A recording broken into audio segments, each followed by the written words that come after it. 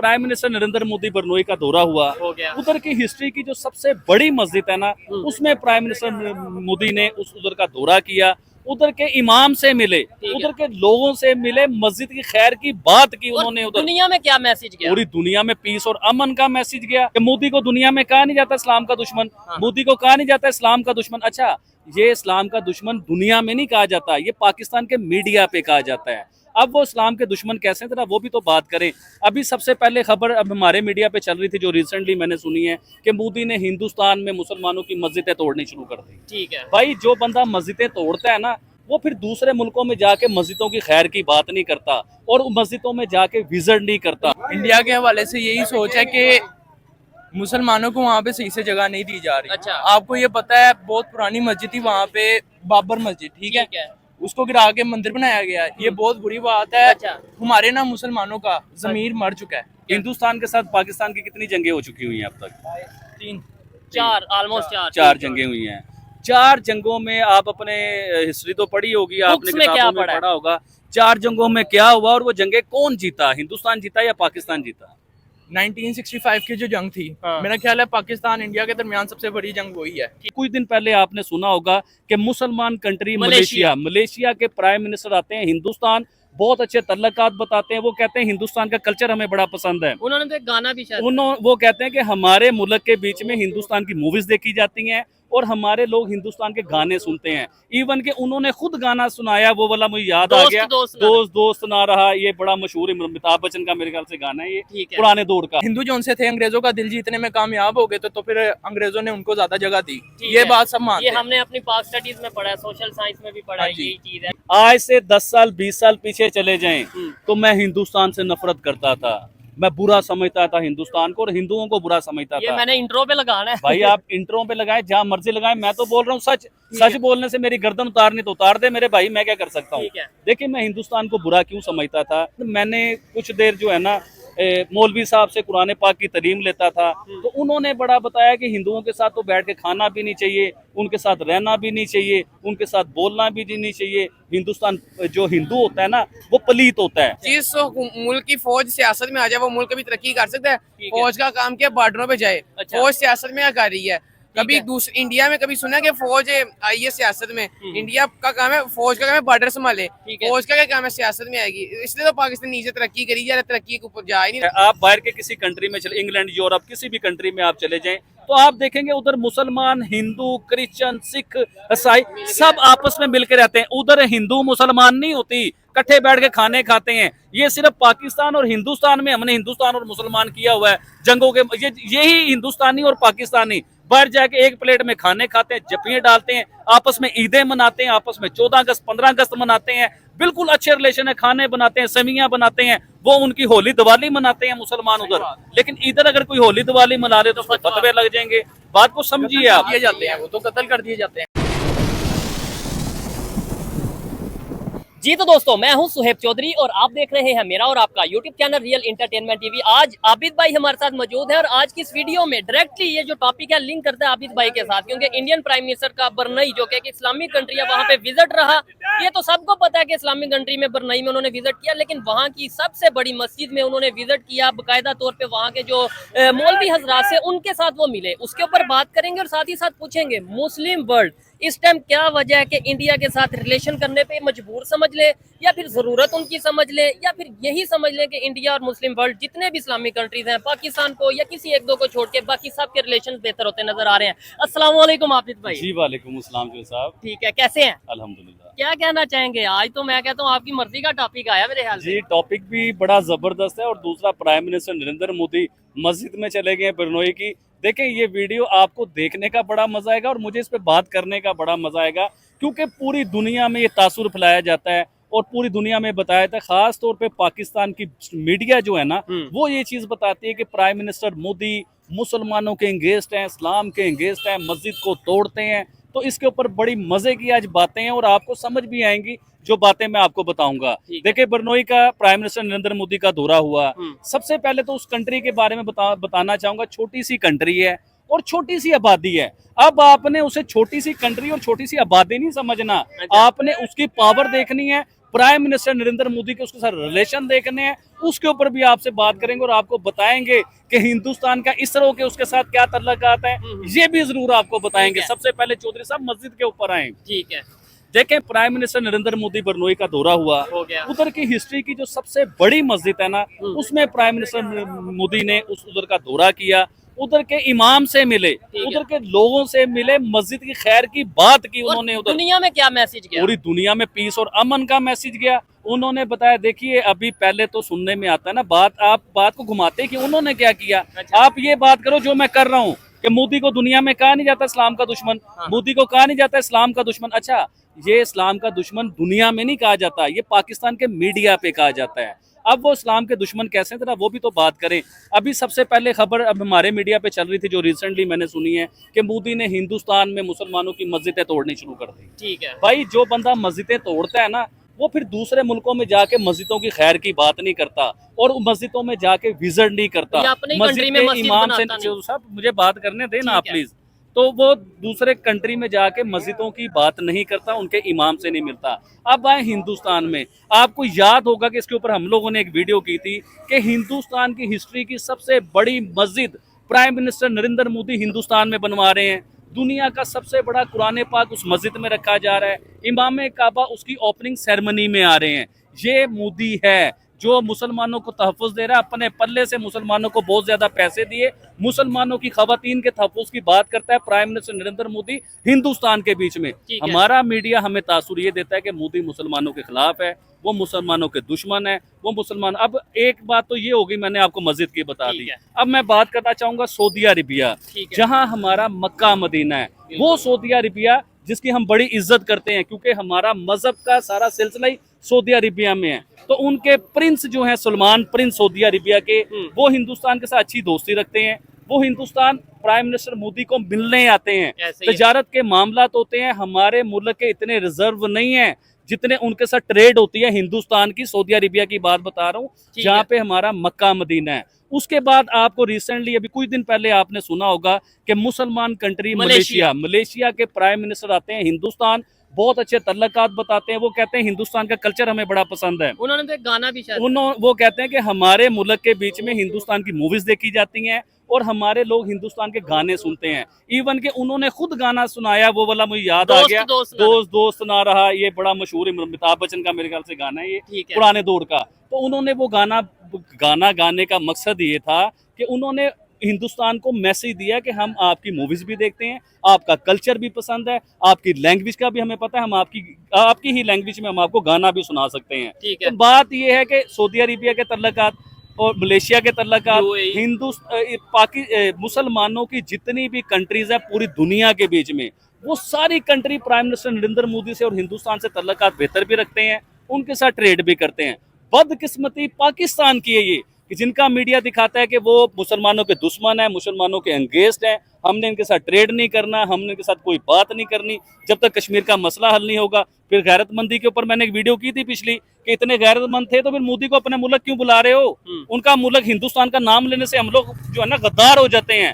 तो आपने गद्दार मुल्क के वजीर आजम को पाकिस्तान में बुला लिया, आप क्या हुए? अपना भी तो आप हमें बताइए। हम तो हिंदुस्तान का नाम लें तो हमारे पर लगता है फतवा, तो आपने तो पूरा प्राइम मिनिस्टर पाकिस्तान में बुला लिया, आपके ऊपर क्या होना चाहिए भी सोचिए। ठीक है, अच्छा ये बिल्कुल सोचने वाली बात है कि जितने भी इस्लामिक कंट्रीज हैं, खासतौर पे जो मेजर जो पूरी दुनिया में, जैसे यूएई की बात कर लें, इवन सऊदी अरेबिया की बात कर लें, इवन अफगानिस्तान की बात कर लें, बांग्लादेश के अभी थोड़े से हालात या थोड़े से इस टाइम रिलेशन पॉलिटिकल स्टेबिलिटी नहीं है। लेकिन अच्छा आबिद भाई, एक और चीज़ भी मैं बात करना चाहूँगा, मीडिया पे खासतौर पे पाकिस्तान की मीडिया पे ये दिखाया जा रहा है कि भाई बांग्लादेश के साथ हालात बिल्कुल उन्होंने अपने जो से ट्रेड खत्म कर दी है, जबकि मैं आज एक आर्टिकल पढ़ा था जिसमें बात काटूं आपकी, प्लीज मेरी थोड़ी सी बात रहेगी, माइंड ना कीजिएगा भाइयों मेरे।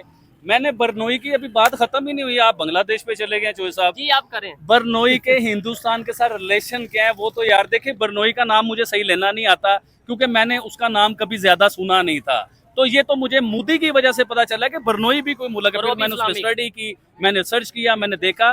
देखिए इसरो का जो एक स्टेशन है वो बरनोई में भी है। आपको किसी को पता नहीं होगा इस चीज का, लेकिन इसरो का स्पेस के साथ हिंदुस्तान के बहुत बड़े काम है, बहुत बड़े एग्रीमेंट है बिरनोई के साथ। हिंदुस्तान का जो इसरो गया है ना ऊपर, जो चांद के ऊपर गया है, इसमें चंद्रयान इसरो, हाँ सॉरी, चंद्रयान जो स्पेस पे गया है, तो इसका भी बड़े मामलात हैं बिरनोई के साथ।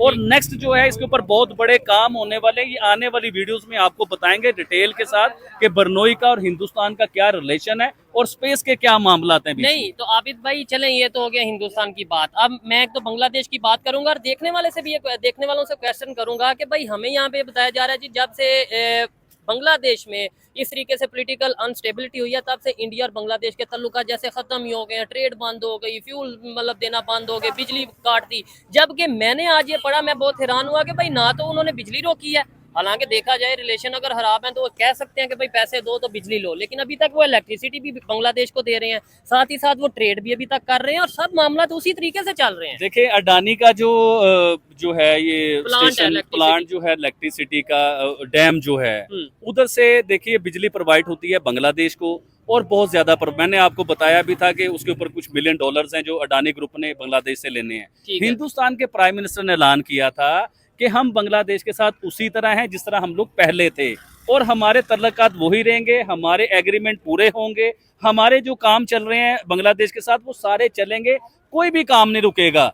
तो वो सारे काम देखिए, बिजली के तो अभी और नए प्रोजेक्ट लग रहे हैं हिंदुस्तान की तरफ से बांग्लादेश के बीच में, उसके ऊपर भी काम चलेगा। फिर पाइपलाइन थी ऑयल की एक, उसके ऊपर कल हमने वीडियो की थी डिटेल के साथ। ठीक है, उस पाइपलाइन का एग्रीमेंट जो था, उस एग्रीमेंट के मुताबिक वो पाइपलाइन चल रही थी, उसमें तेल भी आ रहा है, डीजल जो है ना वो भी आ रहा है, सारे मामला हो रहे हैं, पहुंच रहे हैं। उसके ऊपर था कि उस पाइपलाइन को मजीद आगे बढ़ाना है, उसके ऊपर हिंदुस्तान ने काम बंद किया है, क्योंकि बांग्लादेश के बीच में उन्होंने हिंदुस्तान को लेकर अपनी पॉलिसीज कुछ चेंज की हैं, लेकिन जी हाँ पॉलिटिकल स्टेबिलिटी तो है ही नहीं, क्योंकि इसलिए नहीं है कि वाजिद हसीना की गवर्नमेंट चलेगी। वाजिद हसीना का प्रॉपर जगाव हिंदुस्तान की तरफ था, उनकी जान बचाने वाला हिंदुस्तान है। आज शेख वाजिद हसीना का यकीन करें आप, जिंदा ना देखते उन्हें, या वो फांसी पे चढ़ी होती, या वो जेल में होती, या उनके ऊपर कोई 500-400 केस बने होते, तो हिंदुस्तान को दुआएं दे जिन्होंने उन्हें बचा लिया है। देखिए ये सियासी पनाह होती है। अब देखिए आपका जो भी मुल्क का वज़ीर-ए-आज़म जैसे शेख वाजिद हसीना है, तो ये आप जिस भी मुल्क में पहले चली जाती तो वो मुल्क सियासी पनाह देता है। देखिए अमेरिका ने हाथ उठा लिए, अमेरिका कितना कहता है कि मैं ह्यूमैनिटी पे काम करता हूँ, मैं इंसानियत की बात करता हूँ, झूठ बोलता है ये तो बात करता है जंगों की, ये पूरी दुनिया में जंगें करवाना चाहता है। ये सब लड़वाने के अलावा हिंदुस्तान पाकिस्तान में डिवाइड एंड रूल किसने करवाया? सारा कुछ ये सब कुछ करवाता है अमेरिका।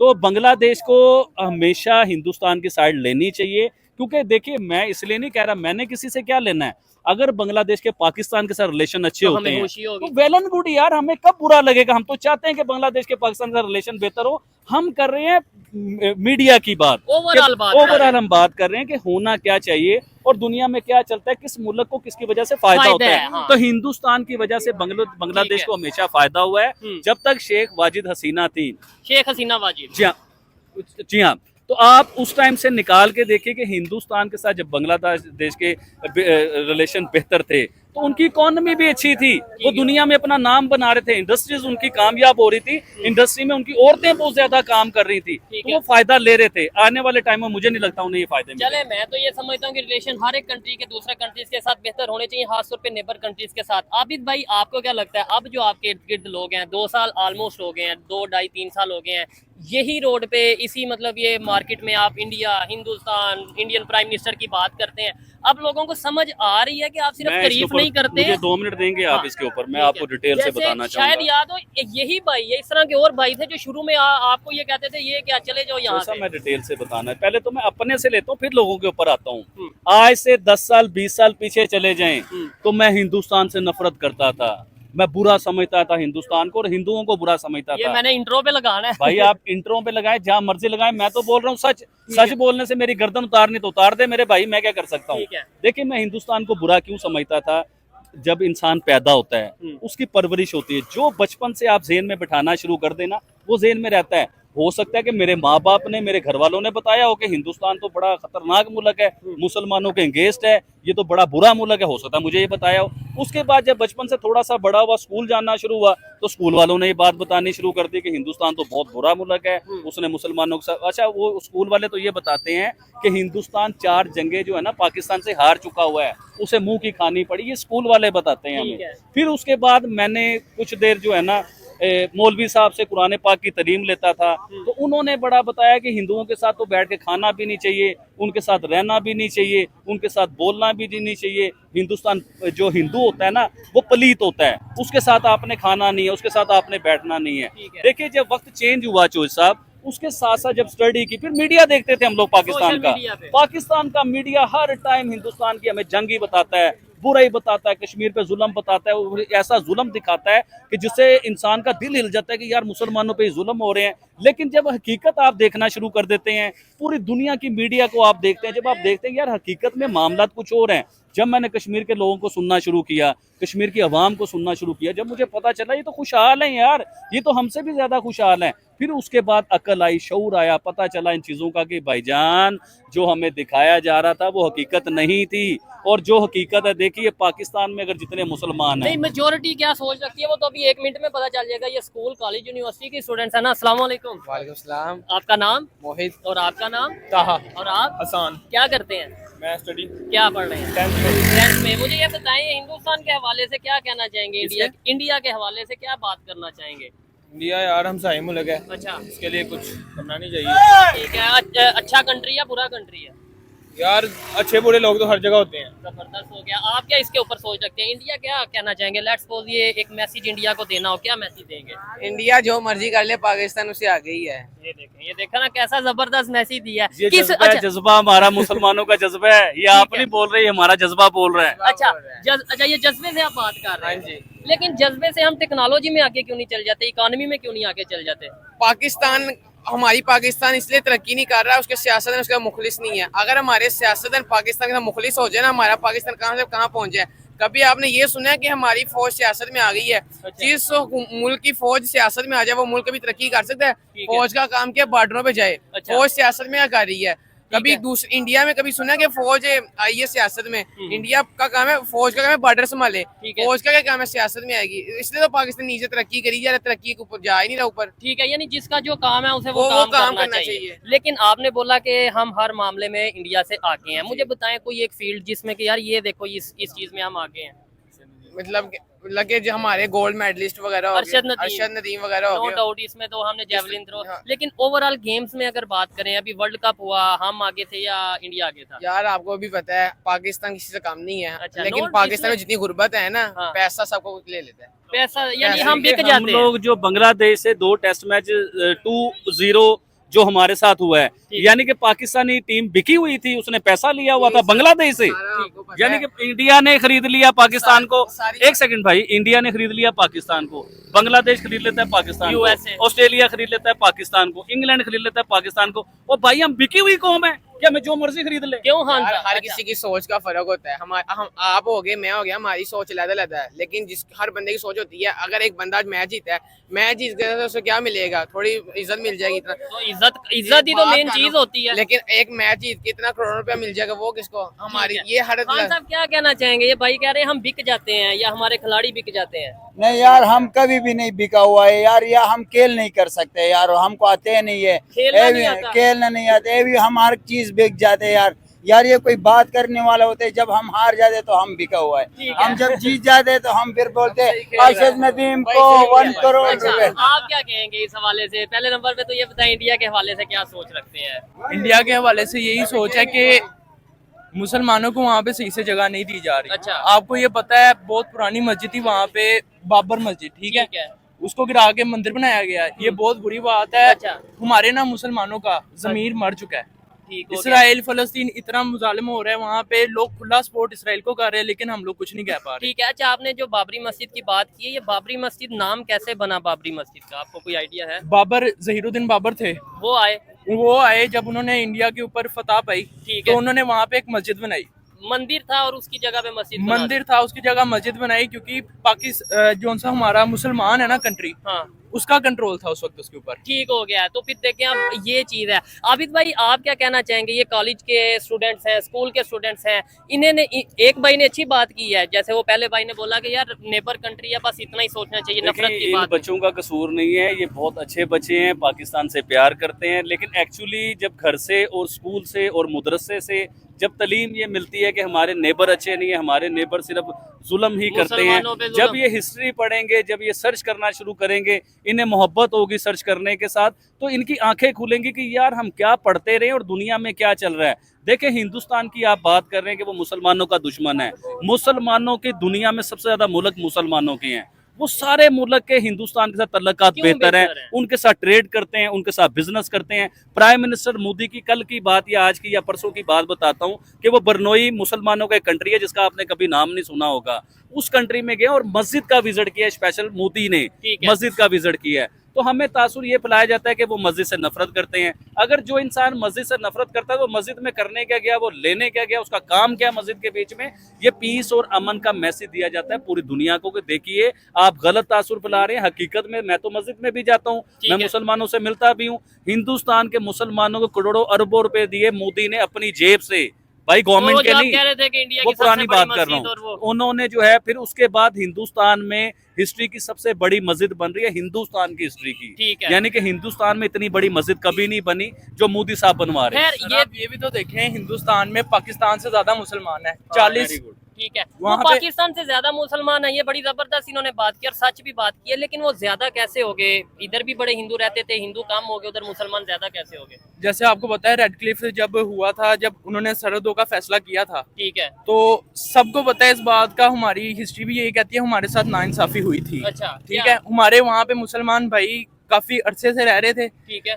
अंग्रेज हिंदू जो उनसे थे, अंग्रेजों का दिल जीतने में कामयाब हो गए, तो फिर अंग्रेजों ने उनको ज्यादा जगह दी। ठीक ये है। बात सब मानते ये हैं। हमने अपनी पाक स्टडीज में पढ़ा है, सोशल साइंस में भी पढ़ा हाँ है, जी, यही चीज है। ये तो बात देखें, सही मानी। इस चीज में तो कोई शक नहीं है कि जो हमारी सोच, अगर पाकिस्तान के टेक्स्ट बुक की बात करें तो यही चीजें आएंगी ना कि ज्यादा जगह उन्हें दे दी, काम हमें दे दी। तो क्या आबिद भाई आपको लगता है कि रियलिटी का सामना हम कर पाएंगे, पाकिस्तान की बेहतरी? और दूसरे नंबर में मजहब की बात तो हमें करनी नहीं चाहिए, हमें बात ये करनी चाहिए वो आगे कैसे चलेंगे। चौधरी साहब, हमारी सबसे पहले प्रायोरिटी होनी चाहिए पाकिस्तान, बिल्कुल, हमारी सबसे बड़ी बात होनी चाहिए पाकिस्तान। यूनिटी हर चीज पाकिस्तान में यूनिटी। देखिए, हिंदुस्तान यूनिटी के साथ चला है, जो वो दुनिया की 5वीं बड़ी इकोनॉमी बन गया।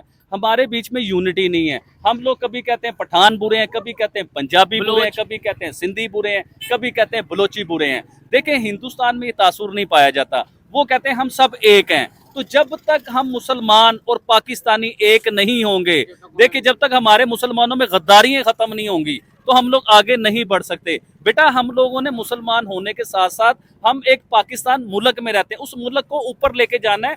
दुनिया है, माशरा है, माशरे में भी हमने ऊपर जाना उधर है। मुस्लिम भी हैं, देखिए, हिंदू भी हैं। अब देखें होता क्या है, आप बाहर के किसी कंट्री में चले, इंग्लैंड, यूरोप, किसी भी कंट्री में आप चले जाएं तो आप देखेंगे उधर मुसलमान, हिंदू, क्रिश्चियन, सिख, ईसाई सब आपस में मिलकर रहते हैं। उधर हिंदू मुसलमान नहीं होती, इकट्ठे बैठ के खाने खाते हैं। ये सिर्फ पाकिस्तान और हिंदुस्तान में हमने हिंदुस्तान और मुसलमान किया हुआ है जंगों के। यही हिंदुस्तानी और पाकिस्तानी बाहर जाके एक प्लेट में खाने खाते हैं, जपियां डालते हैं, आपस में ईदें मनाते हैं, आपस में 14 अगस्त 15 अगस्त मनाते हैं, बिल्कुल अच्छे रिलेशन है, खाने बनाते हैं, सेवियां बनाते हैं। वो उनकी होली दिवाली मनाते हैं मुसलमान उधर, लेकिन इधर अगर कोई होली दिवाली मना रहे तो फतवे लग जाएंगे। बात को समझिए आप। दिए जाते हैं, वो तो कत्ल कर दिए जाते हैं। तो ये चीज हमने ये सोच बदलनी है ना। ये सोच को कैसे बदला जा सकता है? मोहब्बत की बात कैसे की जा सकती है?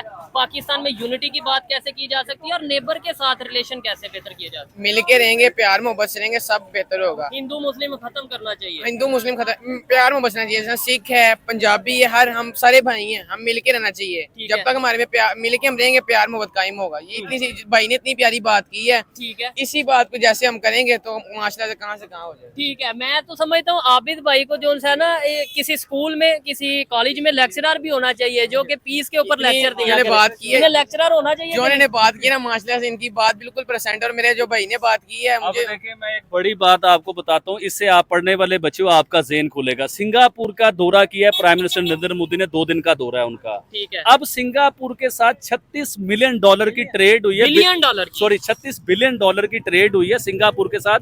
ये पिछले साल की बात बता रहा हूँ या उससे पहले 2 सालों के बीच में 36 बिलियन डॉलर की ट्रेड हुई है सिर्फ एक मुल्क के साथ। अब पाकिस्तान के टोटल रिजर्व 14 बिलियन डॉलर हैं। आप देखें कि उनकी एक मुल्क के साथ 36 बिलियन डॉलर की ट्रेड होती है। और ये सिंगापुर को पहला मुल्क नहीं है, 5वां 6वां नंबर आता है ट्रेड में जिससे हिंदुस्तान ट्रेड कर रहा है। पहले नंबर पे मेरे ख्याल से अमेरिका है या रशिया है या चाइना है, उनके साथ ही पहले दूसरे तीसरे नंबर है। तो आप ये देखें कि उनका एक मुल्क के साथ इतना बड़ा बिजनेस है। तो जब हमारे इंडिया के साथ रिलेशन बेहतर होंगे तो क्या हमारे उनके साथ बिजनेस नहीं होंगे? क्या हमारे साथ अरबों रुपए की खरबों रुपए की ट्रेड नहीं होगी हिंदुस्तान? और नफरतें इसी वजह से कम नहीं होगी कि यार नहीं उधर तो बिजनेस भी कर रहे हैं, उधर आना जाना है, एक दूसरे के साथ अंडरस्टैंडिंग बढ़ रही है, ताल्लुकात हमारे एक दूसरे अच्छे नहीं है। सर मैं आपको बताता हूँ इसकी क्या वजह है। मुसलमान कंट्रीज हैं, अब पूरी दुनिया में 56 मुस्लिम कंट्रीज हैं, ठीक है 57, हाँ बिल्कुल। अब हमारी मुस्लिम कंट्रीज को ये चाहिए कि एक दूसरे को सपोर्ट करें। अब इंडिया के जो उनसे सबसे बड़े ट्रेडर्स में सऊदी अरेबिया भी आता है, आपको इस बात का पता है। इंडिया के साथ मेरा ख्याल है 128 बिलियन डॉलर की उन्होंने ट्रेड किया ऑयल के ऊपर, सिर्फ ऑयल के ऊपर, अभी और कोई चीज में बात नहीं कर रहा, ठीक है। तो फिर उनको जो चाहिए ना, इधर आपकी बात काट रहा हूँ, सॉरी, ये क्वेश्चन कभी आपने अपने टीचर से नहीं पूछा कि एक साइड पे हम कहते हैं कि इस्लामिक कंट्री सब एक हैं, मुसलमान एक हैं, और वो अपना, और दूसरे नंबर पे हम ये कहते हैं कि हिंदुस्तान में हिंदुओं पे जुल्म और मुसलमानों पे जुल्म हो रहा है। तो ये सऊदीया क्यों जाके वहाँ पे फिर बिजनेस करता है, यूएई वहाँ पे जाके क्यों ट्रेड करता है? हमारे साथ तो उतनी नहीं। बात भला क्या है, हमें जो किताबों में हमने पढ़ा है ना, वो हमें उन्होंने वही पढ़ाना है जो वो पढ़ाना चाहते हैं। ये चीज है, आप मान गए ना भाई, ये चीज है वो जो पढ़ाना चाहते हैं हमने वही पढ़ना है। हमारे मुल्क के बारे में हमारी किताबों के अंदर इतना झूठ बोला हुआ है, ठीक है, ठीक है। हमें अब हमारी कौम को कैसे शऊर होगा कि ये चीज गलत है और ये चीज सच है? ये चीज है, हमारी कौम को किताबों के साथ लगाव नहीं है। अच्छा, मैं एक सवाल पूछूंगा, आप मुझे सही जवाब देना है। ठीक है। हिंदुस्तान के साथ पाकिस्तान की कितनी जंगें हो चुकी हुई हैं अब तक? 4, ऑलमोस्ट 4 जंगें हुई हैं। 4 जंगों में आप अपने हिस्ट्री तो पढ़ी होगी, आपने किताबों में पढ़ा होगा 4 जंगों में क्या हुआ और वो जंगें कौन जीता? हिंदुस्तान जीता या पाकिस्तान जीता? 1965 की जो जंग थी, मेरा ख्याल है पाकिस्तान इंडिया के दरमियान सबसे बड़ी जंग वही है, ठीक है। उसके अंदर हमने इंडिया को बहुत ज्यादा नुकसान दिया, ये मानते हैं हम, लेकिन हारा उस वक्त भी पाकिस्तान ही था, क्योंकि पाकिस्तान की इकोनॉमी इतनी स्टेबल तब भी नहीं थी, ठीक है। क्योंकि मार्शल लॉ ये वो इन चीजों से गुजरने के बाद ना, जब एक मुल्क पे मार्शल लॉ लगता है, मुल्क 10 साल पीछे आ जाता है। अच्छा, ये मुझे बड़ा बात करके अच्छा लग रहा है। और मैं ये समझता हूँ कि जब अवेयरनेस पाकिस्तान में आएगी, हमारे स्टूडेंट्स में आएगी, और इस तरीके से डिस्कशंस होंगी, जैसे इन्होंने बोला कि भाई मुसलमानों पे जुल्म होता है, उसके ऊपर आबिद भाई ने बात की, रह गई क्या वो आप जो पूछ रहे थे कि आपके इर्द गिर्द के लोग जो हैं उसके बारे में आप मुझसे पूछ रहे थे, तो मैंने अपनी स्टोरी तो सारी बता दी कि मैं हिंदुओं को ये समझता था, वो समझता था। उसके बाद अचानक मैं एक इंटरव्यू दे देता हूँ और वो बड़ा सड़ा हुआ होता हूँ मैं उस दिन इंटरव्यू, वो इंटरव्यू मेरा हो जाता है वायरल, पूरी दुनिया में वायरल हो जाता है, ठीक है। उसके बाद मुझे शऊर और मोहब्बत बढ़ती है, मैं बातें पढ़ना शुरू करता हूँ, देखना शुरू करता हूँ। अच्छा होता है क्या ये दाएं बाएं के जो लोग हैं, क्योंकि मैं तो मार्केट में खड़ा हूँ, आपने बहुत से यूट्यूबर देखे होंगे, उनका ठिकाना किसी को नहीं पता कि वो कहाँ से आते हैं, कहाँ से वीडियो करते हैं, ठीक है। तो मैं ना यूट्यूबर हूँ, ना मेरा कोई लेना देना था, मैं खड़ा होता था अपने काम पे, तो मेरे इर्द गिर्द के लोग आके मुझे कहते यार तू गद्दार है, तू हिंदुस्तान का नाम लेता है, तू हिंदुस्तान की तारीफ करता है, तू गद्दार है। और भाई मेरे मोहल्लेदार मुझे कहने लगे, इवन के जो होलसेल मार्केट है जहाँ से मैं माल लेने जाता हूँ, वो मुझे कहते कि यार हमने आपकी वीडियो देखी, आप तो गद्दार हो पाकिस्तान के। तो जब उन्हें अब ये थी उस टाइम की बातें, अब आज नए दौर में 3-4 साल गुजर गए उस चीज को लेके, या 2 साल गुजर गए, उसके बाद लोगों ने हकीकत देखना शुरू करी, लोगों को शऊर आना शुरू हुआ। आज वही लोग मुझे कहते हैं कि यार वाकई हिंदुस्तान बेस्ट है, दुनिया की 5वीं बड़ी इकोनॉमी है, और वो अपने मुल्क को तरक्की करवा रहे हैं, हमें भी करवाना चाहिए। बहुत से लोग मुझे अब ये कहने लगे हुए हैं, लेकिन बहुत से लोग अभी भी समझते नहीं है, लेकिन वक्त के साथ साथ समझ जाएंगे। मैं ये समझता हूँ कि आज का ये वीडियो, आज की ये इंटरव्यू बहुत ही जबरदस्त रहा। आबिद भाई से बात करके तो अच्छा लगा, लेकिन खास तौर पे जिस तरीके से भाई ने बात की, मुझे ये इन स्टूडेंट्स की बात सुन के बड़ा अच्छा लगा। कुछ चीज़ों से मैं जो सा वो अंडरस्टैंड नहीं करता, इनसे जो सा वो मैं इत्तेफाक नहीं करता, लेकिन वो उनकी अपनी ओपिनियन है, हम आबिद भाई की अपनी ओपिनियन है। आपको ये भाई की बातें कैसी लगी कमेंट बॉक्स में बताइएगा, आबिद भाई की बातें कैसी लगी कमेंट बॉक्स में बताइएगा। और मेरी पर्सनल ओपिनियन यही है कि दुनिया में आप जब तक हम इस कंसेप्ट को साइड पे नहीं रखेंगे कि जी ये मुस्लिम वर्ल्ड है, मुस्लिम कंट्री है, इसके साथ रिलेशन बेहतर रखना है, ये नॉन मुस्लिम कंट्री है, इसके साथ रिलेशन बेहतर नहीं रखना, तब तक हम आगे नहीं बढ़ पाएंगे। हमें चाहिए जी, आप सल्लल्लाहु ने भी हमें कुरान में यही सिखाया है, उन्होंने हमें हदीस के साथ भी यही सिखाया है। हम हदीस भी पढ़ते हैं, उसके अंदर आप सल्लल्लाहु यहूदियों के साथ भी ट्रेड करते थे, ठीक है, लेकिन इधर अभी इंडिया के साथ मुसलमानों को इधर समझते नहीं है कुछ, इधर कहते हैं हिंदू है उसका कुछ करना ही नहीं है। ठीक है, ये सारी तो बात उससे फायदा नुकसान हमारा हो रहा है या उनका हो रहा है? हमारा और डेफिनेटली नुकसान ये, यही तो बात है सारी, जहाँ चीज़। फायदा ठीक है, खैर यहीं पे वीडियो को वाइंड अप करते हैं। कोशिश करेंगे कि इन स्टूडेंट्स के साथ फिर किसी दिन डिस्कशन की जाए, प्रॉपर ये पूछा जाए कि हमारी बुक्स में क्या पढ़ाया जा रहा है और इसे चेंज कैसे किया जा सकता है। यहीं पे वीडियो को वाइंड अप करते हैं, मिलते हैं नेक्स्ट वीडियो में, तब तक के लिए पीस आउट, अल्लाह हाफिज।